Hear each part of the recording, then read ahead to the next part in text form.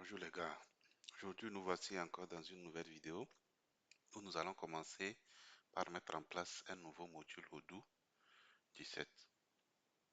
Dans la dernière vidéo, nous avons vu comment configurer Odoo sur l'éditeur de texte PyCharm pour nous permettre de lancer le serveur Odoo et de voir Odoo lancé dans le navigateur comme ceci.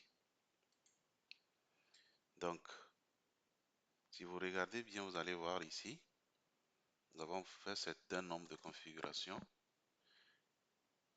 Et dans la configuration, nous avons dit ici d'utiliser le fichier de configuration que voici à ce niveau-là. Donc, dans ce fichier de configuration, nous avons mis le port sur 8079. Nous avons dit que les chemins vers les modules de Odoo, les voici ici. Et aussi, nous avons ajouté un chemin vers le dossier Custom Add-ons. Donc, tout ce qui est nouveau module ou module personnalisé, nous allons mettre ça dans ce répertoire que nous avons créé à ce niveau. Donc, ce que je vais faire, c'est quoi? Si vous regardez dans la configuration, voilà, nous avons dit qu'il faut utiliser ce fichier configuration, de créer une base de données admin 1 et d'installer le module base. Le module base, c'est le module par défaut de Odoo, c'est-à-dire c'est le module de base, je vais dire, de Odoo. Et tous les modules héritent de ce module base. Donc, le fait de faire ceci veut dire qu'il faut installer une database, ou bien il faut créer une database admin 1 et d'installer le module qui s'appelle base. Bien, donc après ça, si on lance Odoo, voilà, vous allez voir qu'il est en train d'installer le module base, comme vous voyez là. Et donc, là, je peux maintenant me connecter. Et voilà, Odoo est lancé. Bien. Donc, aujourd'hui, nous allons voir comment mettre en place un module. Les modules, c'est ce que vous voyez sur l'écran. Donc, Odoo est basé sur ce que nous appelons des applications. Et dans Odoo, les applications sont appelées des modules. Et donc, tout ce que vous voyez là, ce sont des modules. Et donc ici, le point d'entrée, c'est à ce niveau. Ça va nous permettre d'avoir accès aux différents modules qu'on aura ici. Et donc, pour installer un module, il suffit de cliquer sur le bouton Activate de ce module-là. Donc, je clique ici sur Activate, sur Management, pour installer le module de vente, par exemple. Et vous allez voir ici, il y a le module qui est en cours d'installation. Voilà. Et donc, une fois que le module est installé, nous venons ici, on va voir ici qu'il y a le module SIL qui est installé. Et Odoo a installé aussi d'autres modules nécessaires en même temps. Donc, le module discussion, par exemple. Il y a le module dashboard et autres. Donc, l'objectif pour nous aujourd'hui, c'est de pouvoir mettre en place un module personnalisé qui va se comporter un peu comme les autres. Dans cette vidéo, nous allons continuer par utiliser PyCharm pour pouvoir faire tout ce que nous avons à faire, c'est-à-dire mettre en place le module, mettre le code qu'il faut pour que le module soit fonctionnel. Et donc, aujourd'hui, nous allons utiliser PyCharm, mais dans la prochaine vidéo, je vais utiliser VS Code. C'est l'éditeur préféré. C'est mon éditeur préféré, c'est ce que j'utilise. Parce qu'avec VS Code, nous avons plus de possibilités, des extensions qui vont nous permettre d'aller plus vite le, dans le code. D'accord? Donc, je vais utiliser PyCharm aujourd'hui pour mettre en place le module. Et nous allons voir dans la prochaine vidéo comment euh, éditer nos codes avec VS Code. Bien sûr, vous pouvez utiliser n'importe quel éditeur de code pour pouvoir coder sur Odoo. Bien, donc ce que je vais faire ici, c'est quoi? Comme vous le voyez ici, nous avons notre custom add-on ici. Donc, je vais venir ici et je vais créer un nouveau dossier que je vais appeler School. Donc, un dossier ici, c'est un module dans Odoo. Voilà. Bien sûr, avec des fichiers qui vont permettre de dire à Odoo que voici un module. Et c'est dans ce dossier que nous allons mettre tout notre code. D'accord? Maintenant, si vous allez dans le dossier Odoo, vous allez dans Add-on, vous allez voir des modules. Vous allez voir que ce sont rien que des modules, des dossiers. Et chaque dossier représente un module différent. Voilà. Donc, ce que je vais faire, c'est quoi? Là, j'ai mon dossier School. Et dans ce dossier School, je vais mettre un fichier. Et c'est le fichier d'entrée. C'est le fichier là qui va permettre à Odoo de reconnaître que ce dossier est un module. Donc, je vais créer un fichier que je vais appeler underscore underscore manifest.py. Manifest.y, comme vous le voyez ici. D'accord? Donc, si vous faites une erreur dans le frappe de ce nom-là, Odoo ne va pas fonctionner ou le module ne sera pas reconnu en tant que module Odoo. Donc là, je vais essayer de mettre un code et je vais vous expliquer qu'est-ce que ça veut dire ce code-là. C'est le point d'entrée et c'est ça qui va permettre à notre module d'être reconnu par Odoo. Donc là, je vais coller le code. Et voilà le code de base. Donc, c'est la configuration qui va permettre à notre module d'être reconnu par Odoo en tant que module Odoo. Et donc ici, vous avez certains paramètres qu'il faut mettre en place. Et donc, ce que je vais faire, c'est de voir qu'est-ce qu'il faut mettre à ce niveau-là. Donc, vous allez voir ici le name. Name, ça c'est le nom du module, c'est le nom que vous allez décider de donner à votre module. Et ici, je vais mettre ici School Management. La version, c'est la version par défaut, c'est 1. D'accord? Donc, au fur et à mesure que votre module avance et que vous faites des mises à jour, pensez à augmenter cette valeur pour faire la différence entre une version et une autre. La description ici, il s'agit de donner la description de votre module. Donc, je vais dire ici, c'est un module qui va nous permettre de gérer, n'est-ce pas, une école. Et donc, c'est cette description qu'il faut donner à ce niveau-là. OK? Donc là, je vais mettre ici, comme j'ai commencé en anglais, je vais dire ici, this module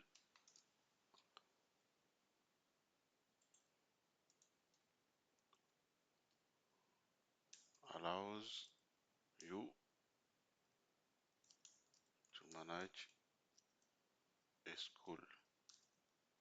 Voilà. Regarde, mon anglais est correct, non? Ici, nous allons aussi mettre une description. Donc, je vais remettre la même chose.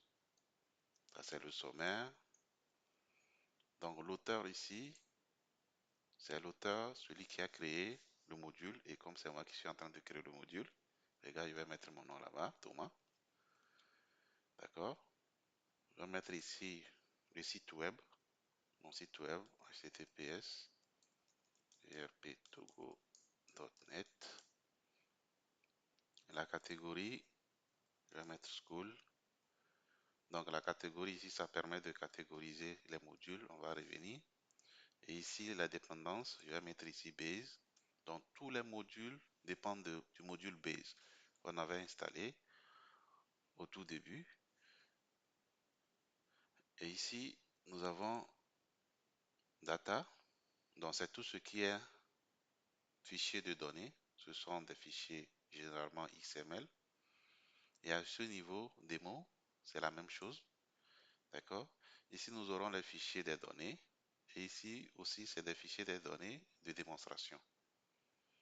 Donc, pour le moment, on n'a pas encore créé un fichier. Donc, je vais laisser cette partie-là vide. Donc, auto-installe. Est-ce que le module sera installé automatiquement? Dans notre cas, non, on ne va pas automatiquement installer le module. Il faut que nous-mêmes, nous arrivions à cliquer sur le bouton Activate pour pouvoir installer le module. Est-ce que c'est une application? Non.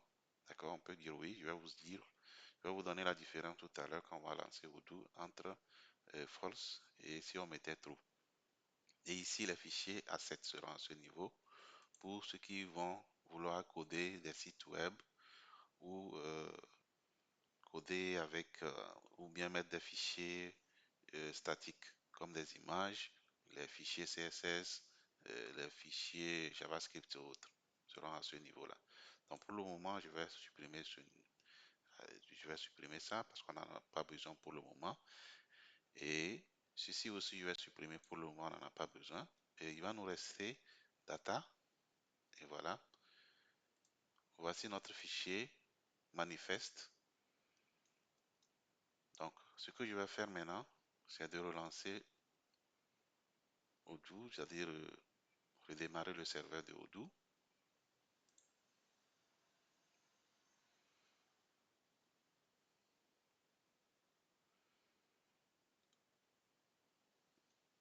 Et vous allez voir qu'à chaque fois que je vais lancer, il va toujours réinstaller Base. Nous allons voir comment empêcher ça parce que une fois que c'est installé, on n'aura plus besoin d'installer ça à chaque fois qu'on redémarre le serveur. Maintenant, une fois que c'est fait, je vais lancer le navigateur.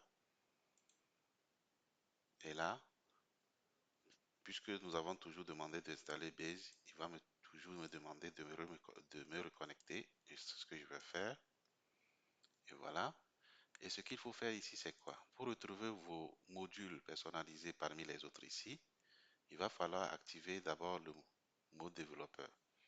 Mais vous allez voir qu'avec Odoo 17, on n'a pas besoin de ça parce qu'on a déjà ceci, Update App List. Donc je clique simplement ici, puis cliquer sur Update. D'accord?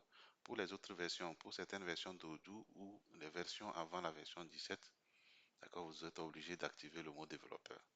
Et pour le moment qu'on n'a pas besoin, comme on n'a pas besoin de ça, pour le moment, je ne vais pas l'activer parce que ce que j'ai besoin actuellement, c'est de pouvoir afficher ou bien mettre à jour la liste des applications. Et à ce niveau-là, vous allez voir ici App.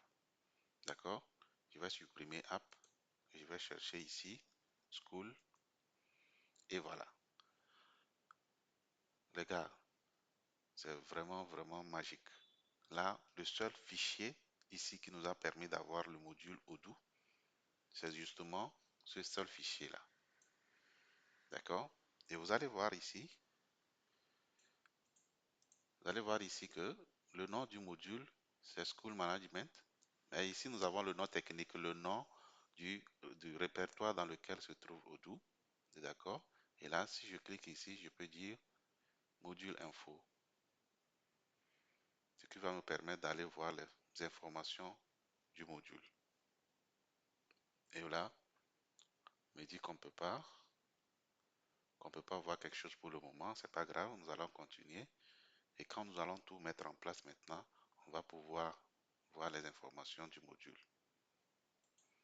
Mais en attendant, ce que je vais faire, c'est à chaque fois, je ne vais pas venir ici chercher le module. À chaque fois, ce que je vais faire, c'est d'enregistrer la recherche. Et je vais mettre ici School.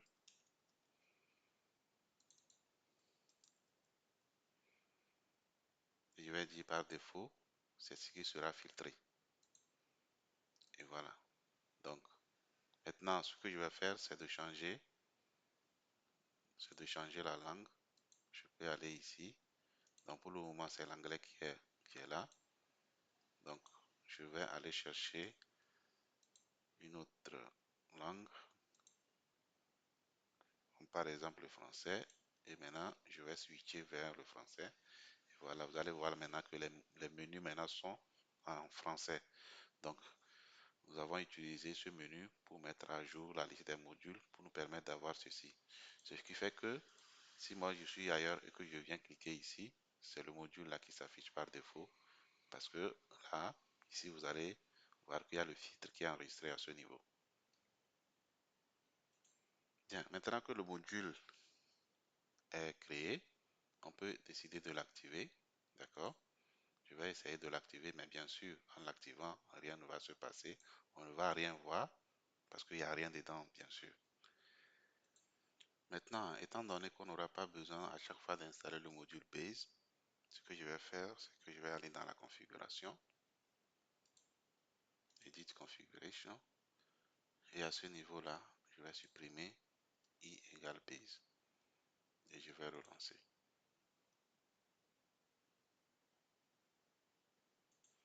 Je vais même demander à ce qu'il crée une nouvelle base de données. Nous allons créer une nouvelle base de données ici. Au lieu de admin 1, on va mettre admin 2. Ok, je vais relancer.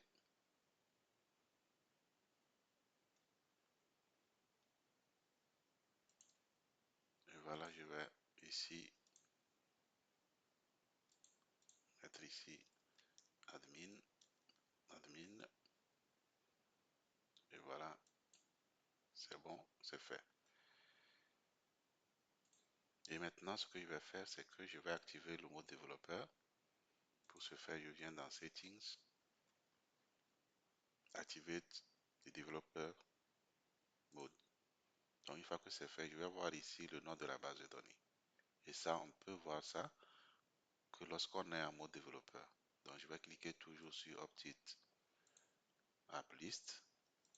Je vais chercher School. Et vous allez voir qu'il n'y a pas le module School. Le module n'est pas retrouvé. Pourquoi? Parce qu'il y a le filtre App. Et c'est là que vous allez comprendre maintenant pourquoi App ici peut être false ou true. Donc ici, le fait de mettre false, ça veut dire que mon module n'est pas encore une application Odoo proprement dit. Et donc, à ce niveau-là, je serai obligé toujours d'effacer le filtre pour pouvoir retrouver le module. Et là, on peut maintenant continuer par coder pour mettre maintenant tout ce qu'il faut pour pouvoir avoir le module avec les fonctionnalités souhaitées. Donc, comme je l'avais fait, d'abord, je vais réinstaller la langue puisque nous avons changé de base de données.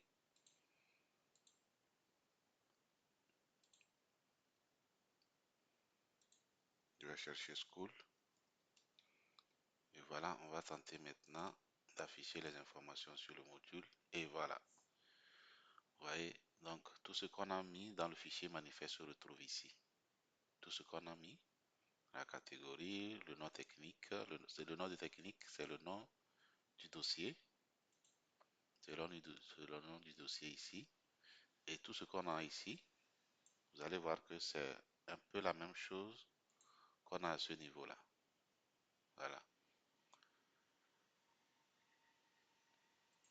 Donc les gars, vous allez voir qu'avec le seul fichier dans le dossier School, on a pu créer notre module, notre tout premier module. C'est magique, n'est-ce pas? Nous allons nous arrêter ici et dans la prochaine vidéo, nous allons voir comment mettre en place tout ce qu'il faut pour que le module puisse fonctionner, pour, pour qu'on puisse avoir quelque chose à l'écran. Ici, là, portez-vous bien. N'oubliez pas de liker, de vous abonner surtout.